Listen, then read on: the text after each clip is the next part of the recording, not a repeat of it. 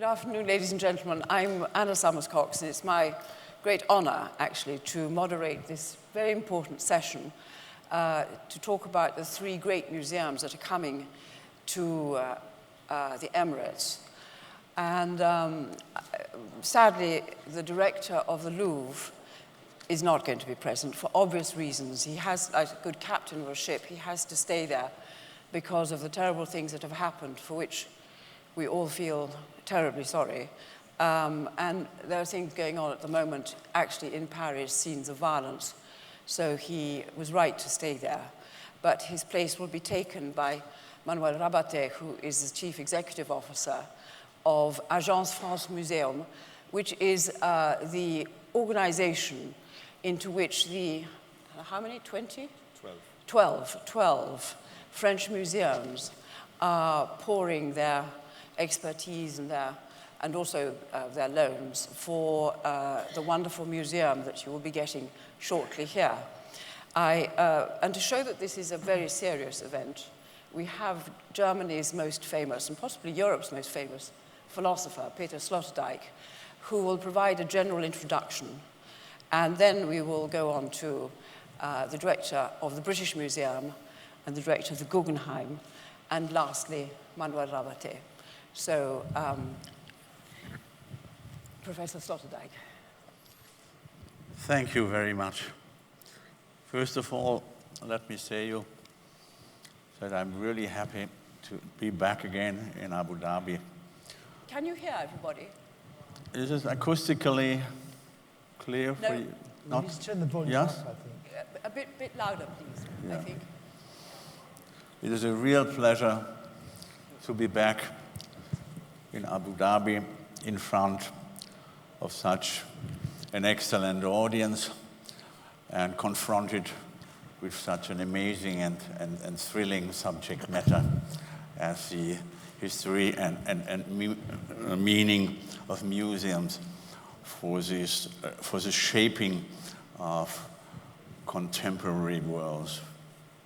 First of all, we have to understand that the museum, as we know, is a quite late phenomenon in the history of mankind. It came up with the bourgeois era.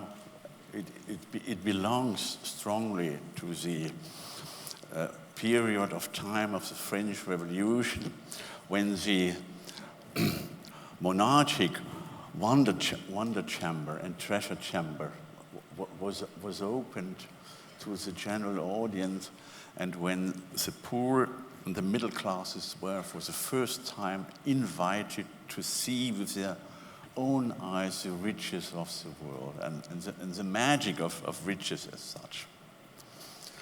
But the sensitivity of human beings for sensitivity and the epiphany of riches is a very old pattern that goes back into the Paleolithic periods of time, when the act of stocking and piling and bringing things together in first storehouses began within the human society.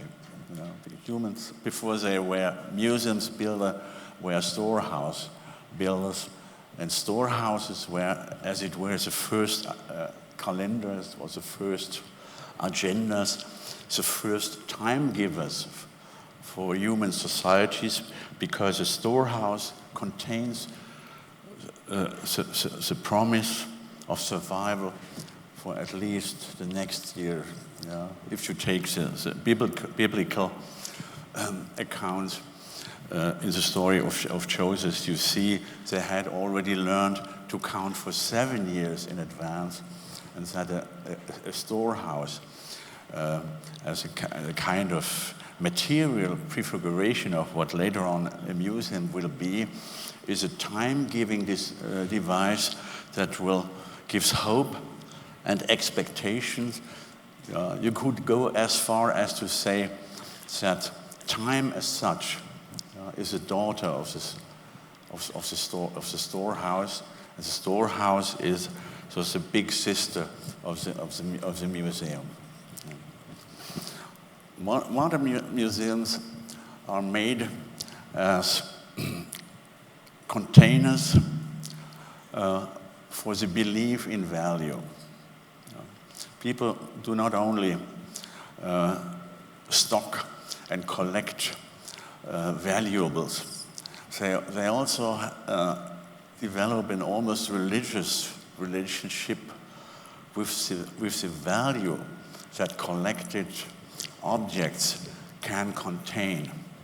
And if they are ready to go inside a museum, in spite of the well-known psychological troubles many people have as soon as they enter a museum, there are all kinds of pathological reactions to be observed with the visitors of museums.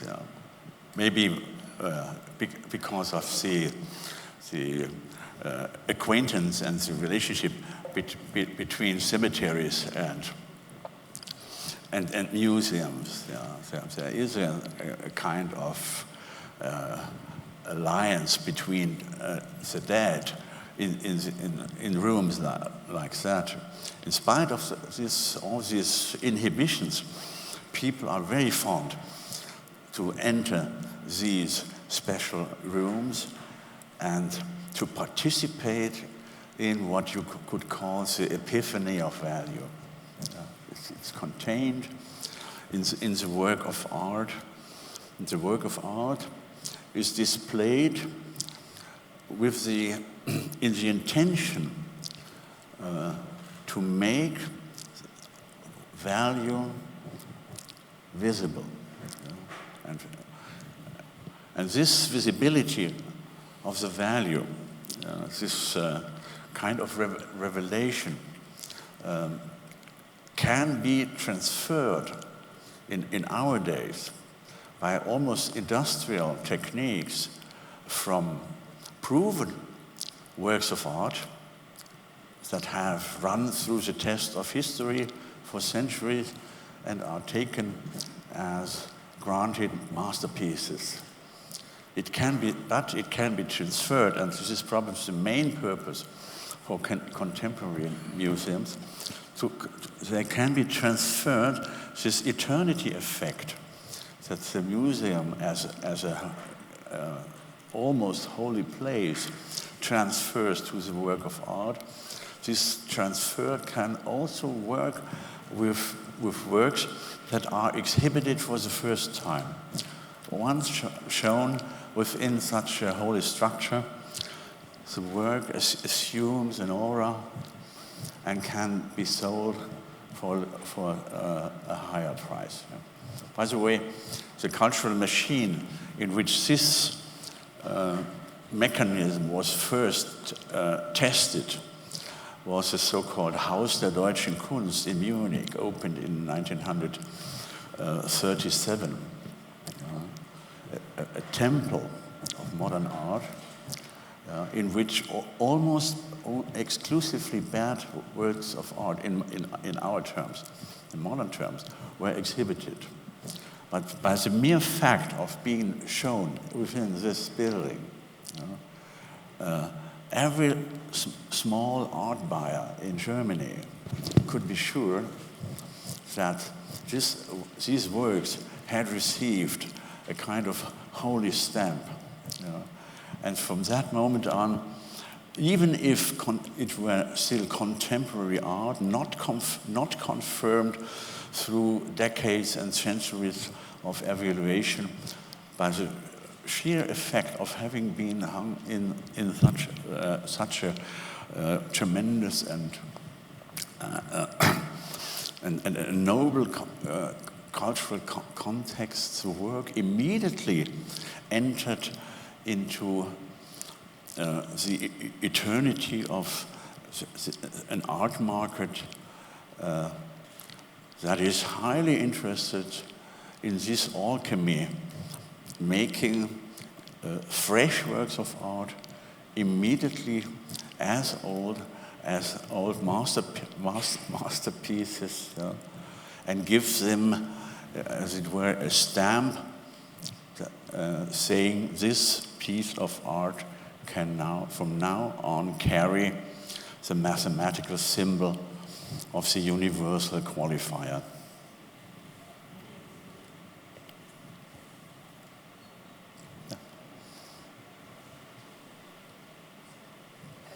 This is a, yeah, it was kind of, there is still a funny story behind it, but I wonder if you are really interested to hear it. The day when the Haus der Deutschen Kunst was inaugurated in summer 1937 in Munich, the whole city was transformed in an archaic room up to the level of the first floor, from the Marienplatz to the Haus der Deutschen Kunst. All was transformed in a huge liturgic corridor with black flags, and Hitler and his crew were marching at the top and leading the ceremony. And in his opening speech, at several times he used the term temple in order to make completely clear that the alchemy of the Museum of Contemporary Art is designed for the promotion of new works of art into instant classics. And this is the mechanism the Museum of Contemporary Art is all about. Professor Sloterdijk is quite right that museums have this magical property of conveying prestige to the works of art that go into them, and we'll surely get onto that when Richard Armstrong talks about the Guggenheim. But before that, Neil MacGregor, who is director of the British Museum, and he has a very big temple that he looks after, but not for much longer before he goes to Berlin. And the British Museum, of course, is not going to be present in the Emirates, but has played a role in, and can continue to play a role, I think, in the creation of a very great museum that you're building at the moment, the Zayed National Museum. And so, Mr. MacGregor. Thank you. What I wanted to talk about was really the idea of a national museum. Are we? Is this working? Yep. Where is the center of the world? The center of the world is, of course, wherever you happen to be. And if you really want that demonstrated, then the best way to do it is look at the maps issued by airlines. Every airline map tells you where the center of the world is. This, you'll be surprised to learn, is, of course, the British Airways map. And you can see where the center of the world is. Singapore has a different view of where the center of the world is, and so, you'll not be surprised, does the Abu Dhabi Airlines. This is where the world is. This makes a very simple point, I think, that the National Museum is part of a world that today is instantly and constantly connected. And there can be no chance, I think, of having a national museum, and this is the plan for the Zayed National Museum, which is going to be on Saadiyat, which the British Museum has, to our great honor, been invited to advise on how this should be developed and how it should be shaped. And it's a great honor for us to be asked to take part in this, and a great honor to be asked to be here today. So thank you very much indeed. The question of a national museum begins, really, with the British Museum. It's the first national museum in the world. It's set up in 1753, and it's set up for a very simple reason. It's because Parliament decides that the public, if they're going to be connected to the world, must understand the world. And I think that's a very important starting point, that the reason to have a museum is to know where you stand in relation to the world as a whole. And that's what the British Museum has been doing ever since. It was designed to collect objects from all over, to put them into an order of time and of place, so that everybody who was at a particular moment in London could see how they were connected to everybody else on the planet through the thousands of years. That, I believe, is what this National Museum is also going to be about. That is what Saadiyat as a whole is going to be about. And it's based, I think, on the idea that to be a citizen of the world, you need to know where you stand and what your own origins are. And so the basis of the Zayed National Museum is that notion articulated by Sheikh Zayed of what makes the wealth of a nation, which of course is its youth, but that the defining characteristic of a nation is the story that parents tell their children, the history that each generation brings with it to the world. In the Zayed National Museum, the plan at the moment is to present some of those central elements that are part of the story of the Emirates, and then to look at how that story connects to the whole world. So the natural world that shapes the Emirates, whether it's the date palm, the camel, the oryx, the pearl, these are the givens out of which a set of traditions, a set of values, a set of narratives grew. This is the ground on which any Emirati must stand to find their place in the world. And one of the challenges of the museum is to present these narratives, not just to the Emirati, but to the visitor. Because if you think back to that map of the airlines, and as you know from your experience of being in Abu Dhabi, this is a world crossroads. And the public for this museum is not just an Emirati public to help them find their place in the world, but for a world public to understand how their world relates to the UAE. The natural world, first of all, and the approach to the museum will be a garden, trying to recover in some measure and to resume the landscapes and the flora of Abu Dhabi. The activities that have shaped the society and the values of the society will, of course, also be present. One section on falconry, a very important part of not just the life of the Emirates, but of the approach to the natural world and to a set of values. Because this is where what is happening in this museum, as in the British Museum, is slightly different from what Professor Sloterdijk was talking about. This is not necessarily and only a museum about valuable things. It is a museum about values. What are the values of this society, which have been made clear through the past, through practices, and through objects? And how can those values be made visible to outsiders and strengthened for insiders? So what is made, how things have traditionally been made in the Emirates, not just today, but through the long history with magnificent tombs that you know from Hilli, the long story of this place, which is a very various one, a very rich one, and which can be shown through some objects. It's the landscape, it's how people have used the landscape, it's what people have built, but it is, of course, what people have believed and how a set of beliefs shape a society. So the arrival of Islam in the Emirates, the arrival in a society where there were already Jewish and Christian communities, the way in which Islam has shaped the values of the Emirates then and now, some of the objects which are made in the context of an Islamic world, and the practices which are such an integral part of any Islamic society, with its Hajj, which again, one of the clear ways in which a local society is always only part of a world community. That's what the museum is designed to do. And this connection between the Emirates and the rest of the world goes back thousands of years.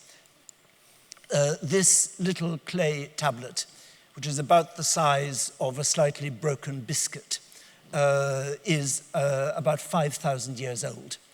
And on it is an inscription. It's from Mesopotamia. It's from central Iraq. On it is an inscription talking about Magan, which is the word for the Emirates. And it's about trade in oil. Now, if one were to be totally honest, I would have to say that this is not, of course, oil as we understand it today. It's probably palm oil. But nonetheless, it's oil. And it's trade. And it goes back thousands of years. It's what we're trying to do, to argue that this narrative of being an Emirati has always been part of a much bigger narrative. It is local, it is global, and it's the purpose of a national museum to make that connection graspable to anybody. How we get there is, again, a particular problem for a national museum. It has to be designed and developed in the context of public discussion, public debate. And so they've already begun a series of multakas where questions, issues that can be raised in the museum have already been discussed. More of these will take place to talk about the role of women, to talk about the conservation of the natural world, and so on. And the idea of a national museum is also one for every part of the Emirates. What will be here on Saadiyat will be part of a network of museums, including, of course, Al Ain, but we hope a museum here that will link and send the visitor to museums across all of the Emirates. And on the island itself, the three museums represented here today are, we hope, all part of one narrative, that this is a place where the whole of the world can find some of its own story as seen from Abu Dhabi. Thank you very much. Richard, I think that's one question. The way we're going to structure this is I'm going to ask just one question, and then we go on to the next speaker, and at the end there'll be a discussion between everybody. And the one question that I wanted to ask Mr. MacGregor is this. Sheikh Zayed, whom I would have loved to have met, I must say, said, the world is one civilization. How can there be a clash of civilizations? Do you feel that a museum can actually help to create this understanding that we are not all just little separate pockets? I think our museum, the museum, this museum, is perhaps the best place possible for that idea to be made graspable to a very wide public. The idea, as Sheikh said, that you can't have a clash of civilizations, or you should not be able to have a clash of civilizations, because ultimately all civilizations are about the same values. That can be made very clear through objects, and it can be made very clear through comparative narratives of different cultures and different civilizations. And one of the great advantages, I think, of a museum is that because it's a public space where everybody can come on an equal footing, that's certainly why the British Museum from the beginning was made free to everybody, so that every citizen could come equally. But whatever that basis is, all visitors come equally, and it doesn't matter what religion they are, it doesn't matter what nationality they are. There are very few places outside museums where that is possible. So I think from that point of view, this group of museums represents a unique opportunity, really, in the world to answer or to affirm that statement. There is nowhere outside Europe and America at the moment that attempts to tell a story of the whole world. The only museums or cities where that can be done are in Europe and North America. This will be the first opportunity, the first attempt to do that for the world outside those two continents. And that's why I think it's such an important project as a whole. Thank you. And now to Mr. Armstrong, who is going to have an astonishing building. Thank you, Anna. I thought I would be informative to you by explaining the evolution of the Guggenheim, which is a very small museum, a very recent museum, and a private museum, therefore different both from the Louvre and from the British Museum in London. Here we see it in New York, that very peculiar curved thing next to the reservoir on Fifth Avenue, put up in the 1950s at the insistence of a very determined first director, a woman, with the sponsorship of a family that at one moment was quite wealthy and controlled most of the copper in the world, and had come to being collectors very late in life. So this is a Frank Lloyd Wright designed building with an addition in the 1990s behind it, but you can see how unlike New York it is. And I think that one of the biggest attributes of the Guggenheim as a family is its willingness to embrace radicality, frequently as expressed in great architecture, but also in the contents of the building. That said, at its very origins, it wasn't so radical. This is Mr. Guggenheim's bedroom at the Plaza Hotel in New York, where in the late 1930s, he would invite the public to come in and see his evolving collection. He'd owned a bunch of not very good French paintings. I'm sure Manuel may not agree they even exist, but there are some not such good pictures, and he had many of them. He met a painter who was also a theosophist and a theoretician who said to him, let's make a collection about non-objective art, which we would today call abstraction. She was obsessed with painting only. There was no sculpture in her world. And he eventually threw over his not very good Barbizon collection in favor of a very good collection that was centered around the German artist Wassily Kandinsky. So here's the origins of the Guggenheim in a bedroom in a hotel. In 1939, a foundation was made in 1937. In 1939, a car showroom in Midtown Manhattan, very near where the Museum of Modern Art is today, was converted into a museum. And you can tell that because there's a neon sign on the right that says museum. And inside that museum, this director and the patron presented very radical exhibitions in a radical way. You were encouraged to lie down on these low sofas. You looked at these overscaled pictures with very big frames around them. You listened to piped-in music, and you saw pictures under fluorescent light, all of which were quite radical at that moment. And it had a big effect in New York, not always a positive one, but a very big effect. That operation kept going all through the 1940s. Remember that the World War is happening, and people's attention is really drawn away from this activity. Late in the 1940s, the family buys this apartment building on Fifth Avenue and operates a museum inside this typical Beaux-Arts building briefly. In 1943, the director had engaged Frank Lloyd Wright, the radical American architect, to begin thinking about a museum which he wanted to be on a hilltop away from central Manhattan, so you would be obliged to drive to the museum, as he was obsessed with automobiles. But here we see a very late drawing, again, where people drove through the museum, as they did at the very beginning, in this radical idea of a circular form that, unlike what Professor Sloterdijk said, offered not a series of rooms, but a continuous spiral experience.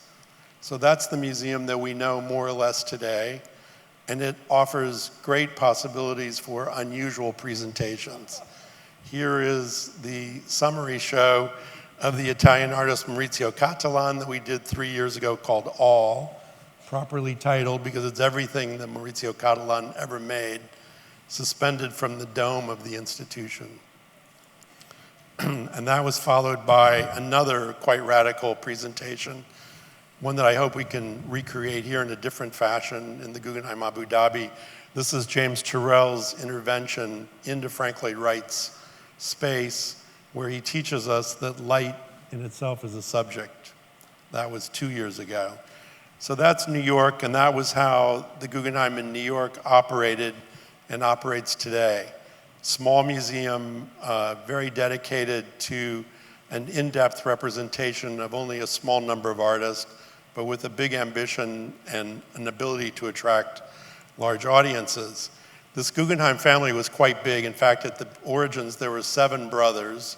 Solomon Guggenheim was in the middle of the family. One of his younger brothers went down in the Titanic, but his daughter, Peggy Guggenheim, herself became a great collector.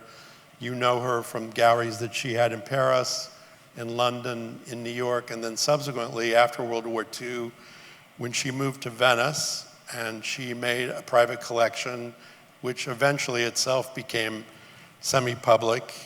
Here she is in her palazzo, surrounded by some of her treasures. And today, when you go to Venice, you see this as the Peggy Guggenheim collection on the Grand Canal. And it's, again, a very attractive and very powerful presentation of a mostly private view about what important art looked like from the period 1920 to the 1960s. So that was the first time the Guggenheim was off Fifth Avenue and in another site. Fortunately, it's the Grand Canal, so it's a good site. And more than 20 years ago, the leadership of the Basque country in northern Spain, particularly the leadership of Bilbao, came to my predecessor, Tom Krenz, and said, please rehabilitate a wine warehouse into a museum. Fortunately, Tom had the strength to say, why don't we make an altogether different and new museum? He also had the foresight to engage Frank Gehry. And over the next 3.5 years, this unbelievable design was put together that unites the river that courses through Bilbao with a vision that when I think many of us first saw it, we thought it was hostile to art even because the spaces were so radical. But in fact, it's become now the most cherished symbol of the city with Jeff Koons' puppy in the front and regularly attracts more than 1 million people to a city of about 850,000. More importantly, it symbolizes that that city's willingness to reinvent its psyche and its self-image along the lines of modern and contemporary art, which I think is an important augur for what will happen with the Guggenheim Abu Dhabi. So this is 20 years ago. Then about 10 years ago, as I understand it, leadership from Abu Dhabi began a conversation with Tom again, and the idea was, could a Guggenheim come to this part of the world? We don't today have a building yet, that's coming, but we've had, over the last 8 years, great luck and ambition in building a tremendous collection. And here I would argue that we've done something quite radical again, which is we've taken the middle 1960s as a starting point, recognizing that the country came into existence in the early 1970s, and the 1960s were also in themselves a radical moment. And we've decided, rather than look at things from the Western, European, North American axis, to have the willingness to consider the entire world. So we argue and we feel strongly that this collection would be the first, the deepest, and I'm sure the best, that looks at creativity around the globe from the middle 1960s until today. Last year, this time, you saw this great show called Seeing Through Light across the hallway in Montserrat, and we put together about 20 examples of the collection. Here's that astonishing Infinity Room by Yayoi Kusama, the Japanese artist, and many of you will recall also this beautiful sculpture of light by the German artist Otto Pini. That we thought was a good introduction to the growing audience in Abu Dhabi of what contemporary art can mean. Then we've been looking at, this building for a very long time now. It's changed, but it's essentially, this is the view from the Zayed National Museum towards the Guggenheim Abu Dhabi. You can see that it's quite modest, and it's only about 20 stories tall, but it has very, I think, unique and inspiring features, including these cone shapes, which Frank says derive from his study of how heat was taken out of domestic architecture in the desert. We'll have a number of very large galleries. We have been together with our colleagues here assembling a great collection that's really quite tailor-made for these overscaled spaces. We imagine a big attendance, as Neil said, really an attendance from around the world. We think this will help symbolize the optimism and the good ambition of the Emirates. We also know that because art has this power, that it will help all of us understand the present, and I hope, the future in a better, more tangible way. So for us, a giant challenge, because we're a small museum, but we're one that looks to the world. And I think I can say on behalf of the staff that coming to Abu Dhabi had a radical, transformative effect on the staff of New York and Bilbao and Venice, in that we recognize the genius that exists elsewhere and our obligation, and also the possibility of our helping record that and promote it as well. So sometimes people talk about Guggenheim going to Abu Dhabi. What's, I think, more profound at present is that the spirit of Abu Dhabi came inside the Guggenheim and really changed the institution professionally and also from the trustees' point of view. So for that, we're grateful, and we look forward to this small but interesting building by Frank Gehry.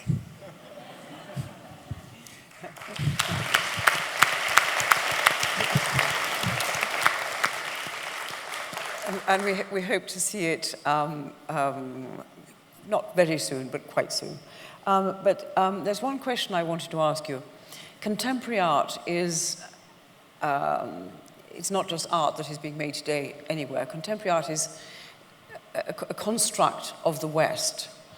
So how does one set up a museum outside the West, aiming to fill it full of art from the rest of the world without imposing on it a certain Western idea of what the art ought to be? I think I'd argue that contemporary art it's only that because it's made at the moment and it's made everywhere. I think that whatever obstruction there might be is in superimposing preordained values on what it is you're looking at. So contemporary art exists in a very broad way. Do we allow it intellectually to flourish in a broad way? That's the challenge.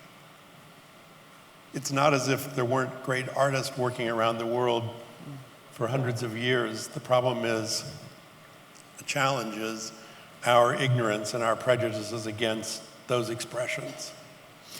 I'm going to allow myself a supplementary because I really want to know the answer to this question. Why not, therefore, for example, what gets called craft, that is not actually normally allowed into the category contemporary art? Well, we wouldn't be opposed to that, but we have no expertise in that. So we say, make a craft museum. Every one of these disciplines deserves very close attention. Really, civilization only advances because people become so minutely attached to certain kinds of discernments. So I think the ambition here, and I know it is in New York, is that every nuance is looked at very carefully and that a historical construct is underneath all the judgments we make. It's not enough to have an opinion. There has to be an opinion with knowledge. Right. Well, now, Mr. Martinez, here's your clicker. Good afternoon. My name is Manuel Rabaté. I'm indeed the CEO of Agence France Museum, a company which was created for the Louvre Abu Dhabi project only, gathering more than a dozen French museums to try to facilitate within the French museum system. I lead about 35 persons for FM. 20 of them are in Abu Dhabi, working with our colleague in TCA for the Louvre Abu Dhabi project. Due to the very tragic event in Paris last Friday and also the sort of follow-up happening up to this morning. Jean-Luc Martinez couldn't come to Abu Dhabi. He tried to postpone until the last moment, so finally we learned very late that he couldn't make it. I will have to represent him. He asked me to do. So I will ask you to forgive me two things, my French and the fact that I will use his material. So you are all expecting a spotlight on the Louvre Abu Dhabi, and I think we can tackle that with a question, but of course Jean-Luc Martinez, as president of the Louvre, was trying to share his passion for his museum, which, to reflect Richard, may be a big museum. For Jean-Luc Martinez, when you are at the head of the Louvre, having a collection, having a building, and also having excellent team is a given. So what he wanted to develop in this presentation that I will convey is strategical axis for a museum in the 21st century, and the things for which he really put a lot of energy, which is, first thing will be the creation, the capacity to welcome artists. Second thing will be the capacity to develop the way that the audience and the visitors are welcome in the museum. And the third thing, which is less visible but very important, which is the role of the museum as a place of knowledge and research. I will just go very quickly through what is the history of the Louvre to be able to tackle these 3 points. We know that the British Museum was opened before, but we like to say, well, a few decades, but we like to say that the Louvre was, since the 13th century, a fortress, a royal place, already the place where the power was embedded.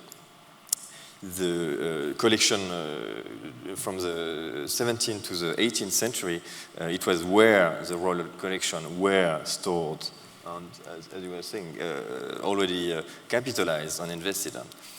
The Louvre was also welcoming artists in this period, the Quapel, but also all the creativity of Europe at this time, until the Revolution, which was the moment where this art, all of this royal collection, were open to the public 3 days a week. So that was the first step.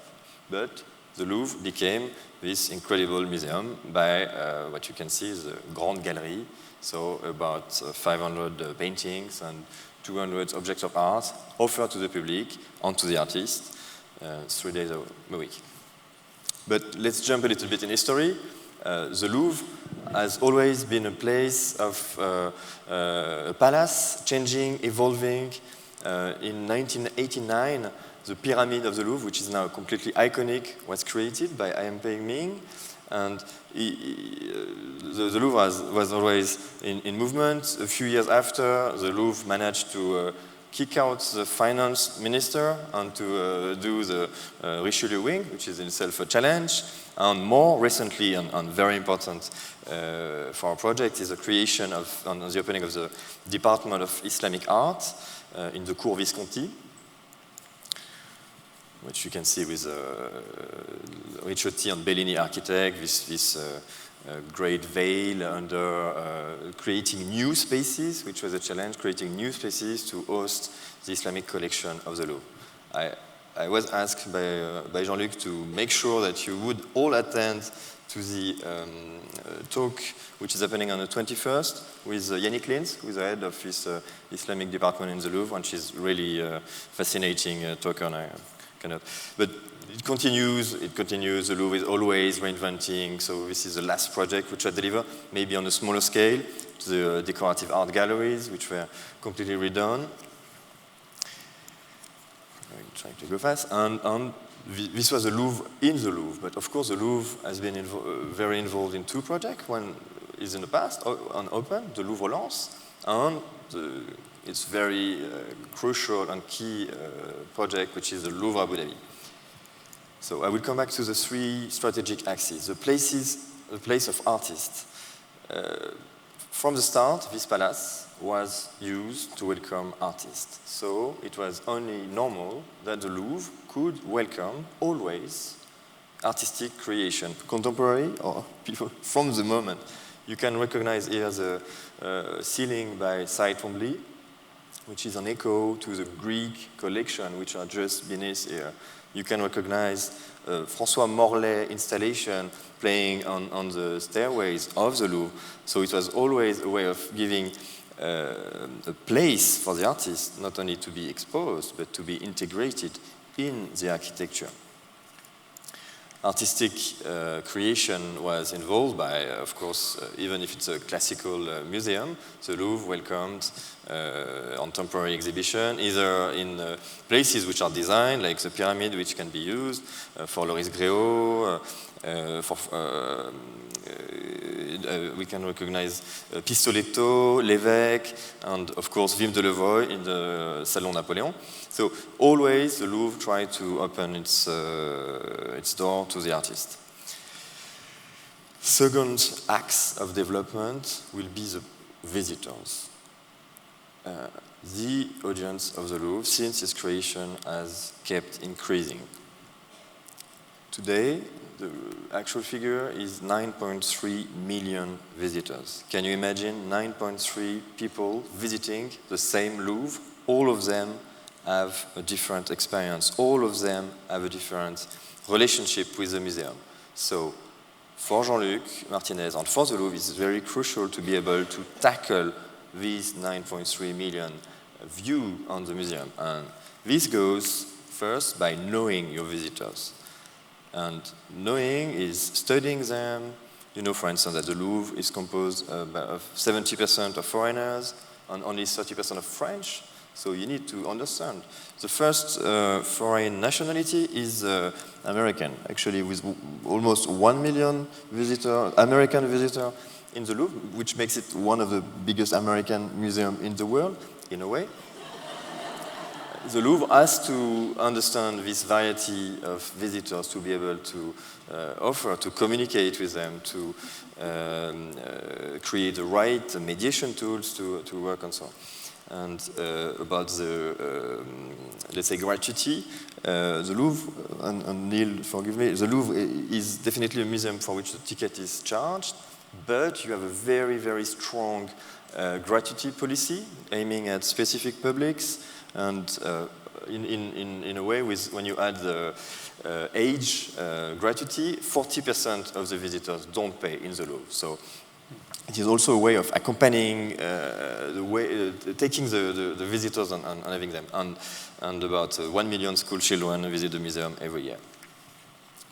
I will share with you some projects, the new project in this, the pyramid, always for the public. The pyramid, which was done like 3 decades ago, now is being rethought and reshaped to welcome better the visitors. So you can see today, if you go to the Louvre, you will see a lot of work are going on in order to expand the capacity of welcoming the visitors.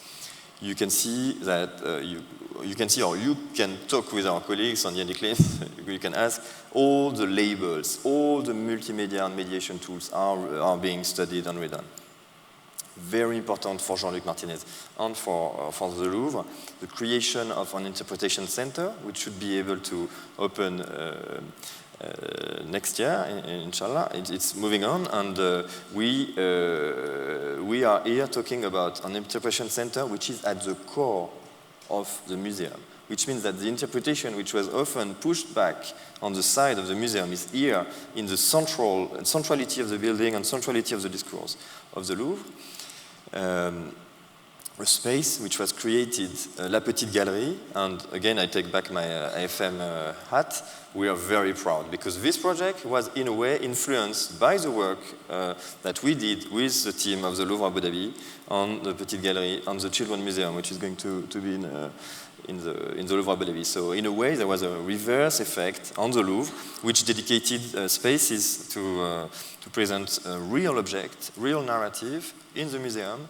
And here is the last one on the heroes, on the mythology from Hercules to Dark Vador, which was, and it's working very well. It's powerful, and it's a way to prepare the children and the family to enter to the museum. Last thing, less visible, the research, but it is completely key that a museum can be a place in which you study. Of course, you study the collections. This is the best place to study the collections. But the Louvre is in the center of a network of archaeological research. And this could also give us some ideas for the Louvre Abu Dhabi. You cannot do everything yourself, but you can be connected to a network. Similarly, the Louvre having contact with so much materiality of artworks, we can really the Louvre is a place where conservation, prevention, curation is studied and learned. We also have a huge part which is developed on museum studies, knowledge, sociology, anthropology, everything. And something also to open in the coming years, the Centre Dominique Vivant de Nom, which is a place that will welcome scholars and be the hub for contact with the academic. The Louvre itself is not academia. The Louvre is in contact with academia, and it's through partnership that this research activity can be developed. That will be it. Thank you. Now, you're going to be the first, which gives you an advantage. You can dictate some terms. But in fact, there must be a planned correlation between the three museums. What is this relationship going to be, both intellectual and possibly practical? I think if you take it from very far, you could have a feeling that there is one classical museum, one national museum on the identity, and one contemporary museums. I think that would be a reduction of what Abu Dhabi is trying to achieve. We have a cultural district booming, with a reason. We'll be first, but we know that our colleagues are coming on, and we expect them to come. And we have three narratives which make sense in the globalization, which make sense in Abu Dhabi. One is inspired by universal values, that will be the Louvre Abu Dhabi, and it is connected to contemporaneity, it's connected to also to the identity of the UAE. There is no way it is floating in the air, it is completely rooted. And I think that for the Saadiyat National Museum, it will be the same. They will be exposed to exchange, and there will be dialogue with the other museum. And the Guggenheim that we are also expecting is also a place of research, and they will interact. So you have this critical mass of a cultural district, and each of us will have a part to play in it. And on the practical level, do you already speak to each other? Yes. But you have teams. Anna, if I may, you have teams. Some of them are in the rooms. You already have teams. Of course, the Louvre has a bigger team now, but ZNM is following closely, and we hope that our colleague from New York will come more and more. But, the teams are composed of Emirati team and experts from the museum. So it is happening. I think we have the goal of being complementary and not redundant. So yes, we're in conversation. Professor Sloterdijk, you've listened to the three museums present. Is there anything that sprung to your mind while you were listening? Any question that you would like to ask? Religion, you say? Religion? Did you say religion? Yeah, religion is, in my opinion, a false term. We cannot renounce to it because it has such an important strategic position within our vocabularies. Yeah, but originally, religio with the Romans was just the attitude that Roman soldiers and Roman priests had to assume when it came to the question how to follow the protocol with these nervous gods.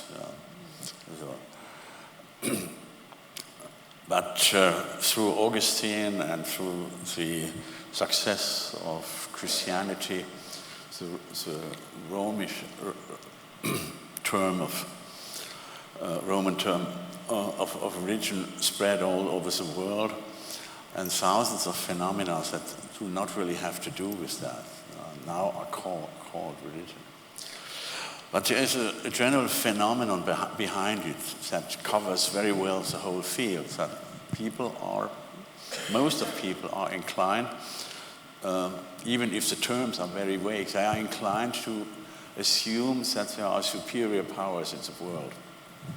And from this assumption on, there is a quite short way to our relationship with works of art. They are perfect vehicles for that assumption that there might something in it or behind it. There is also an art nihilism or an art atheism. Yeah? There are connoisseurs who look at a work of art and can tell you immediately that there is no higher power hidden in it.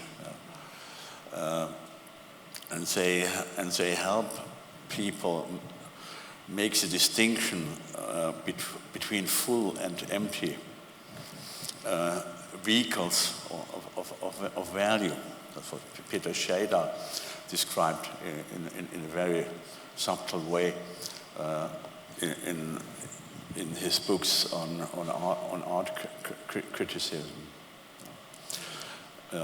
But I would rather prefer the comparison of the art system not with religion, but with the financial system and with Wall Street and Lombard Street like phenomena. Art is supposed to carry value and to live within a dynamics of growth of value. That is one of the reasons why in our days new museums, I'm not speaking about the older ones, yeah, but the new museums are spreading like mushrooms all over the world. A couple of years ago there was only 5 Biennale worldwide. Today we have 110. And they all function in the same way as presentation machines, where the act of showing has a meaning to place that work of art under a high sky of values, and if possible, to deliver the stamp of the eternity or the quantity quantifier. And from that moment on, the work of art has become immortal, and this artificial immortality helps to handle with the main problem of the art world, which is overproduction. Yeah. That is a terrible thing that helps to show that it is not only a metaphorical link between the field of art and the field of financial transactions, because inflation is a reality here and there. You said something very interesting but from the position of the West, where religion is not superseded, but is not an automatically shared culture or practice more than culture. But here, in this part of the world, religion is very alive. It is part of people's everyday practice, and there are some people who do not believe that art is important or indeed is possibly even desirable. And how, as creating museums, have you come in contact with this? How are you taking account of it. Neil, perhaps. Well, I think the task for the Zayed National Museum is, as I say, to try to articulate the long narrative of human existence here. And that obviously has been largely shaped by religion. And so most of the materials that will be on show will either be quite humble materials to show how people have lived, or will be works of art shaped by the religious tradition. And that's perfectly normal. Every culture produces works of art that come out of a religious tradition. I think that will be a very easy basis to move from that understanding of human experience to the Louvre, and to look at the same phenomenon across other cultures in a comparable way, but through a different filter. And then again into the 20th century, because I imagine that a lot of the works that Rich will be showing in the Guggenheim will also be exploring those same fundamental questions of the relationship between the individual, the society, and the cosmos. So I don't really see a distinction there, or a problem. I think we have, how much time have we got left? Could somebody give us an idea? Because we've done 1 hour.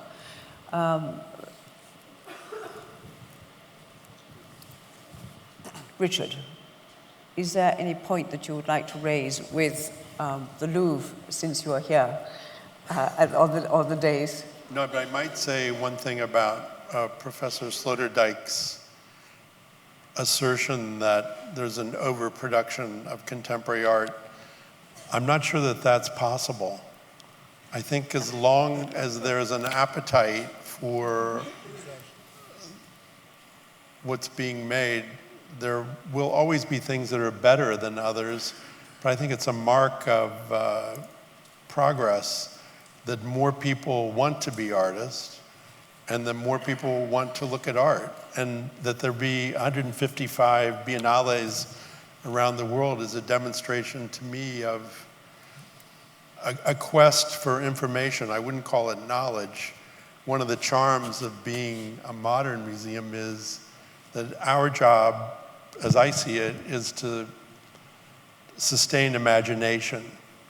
And if there are 155 cities or places around the world who like doing that, to me that's a positive. I never feel that there's an overproduction of art, and I'm not sure that's even possible. Well, I think we've come to the end of this. I just wanted to say that my newspaper exists now for 25 years, and when I heard that museums were going to be created in this part of the world, I rejoiced. I thought this was an absolutely wonderful and illuminated decision. And unfortunately, the people in Europe who complained about it have ceased to complain about it, because I think we're beginning to realize that the more diverse we are, the more we realize our diversity, the more we are capable of resisting fanaticism like that of ISIL, which is so very close to you and to us. And so I'd like to thank the British Museum, the Guggenheim, the Louvre, and Professor Sloterdijk for giving us the broad picture. Thank you very much.